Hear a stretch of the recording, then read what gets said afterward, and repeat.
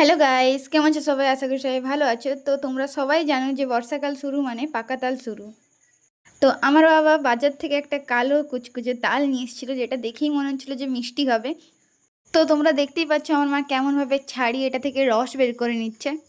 তালের বীজগুলোকে ভালো করে জল দিয়ে চটকে নিলেই তার রসটা বেরিয়ে যাবে। রসটা বের করানোর পর ফোটাতে হবে, আর এই সাদা সাদা ফেনাগুলোকে বের করে দিতে হবে। যদিও তালটা মিষ্টি ছিল তবুও আজকে ভাজা পিঠে তৈরি হবে তাল দিয়ে। তো প্রথমেই মাখিয়ে নিয়েছে মা, আমি ভিডিও করে দেখাতে পারিনি, তাতে লেগেছিল চিড়ে, তারপর ময়দা, চিনি ইত্যাদি, নারকেলের গুঁড়ো। তারপর তেলে ভালো করে ছোট ছোট করে ভেজে নিচ্ছে আমার মা। এই বছরের প্রথমবার তালের কোনো রেসিপি হচ্ছে, তো জিভে তো জল আসবেই। তো আমি এখন ভিডিওটা এডিট করতে করতেই আমার জিভ দিয়ে জল বেরোচ্ছে। খুব টেস্টিও হয়েছিল।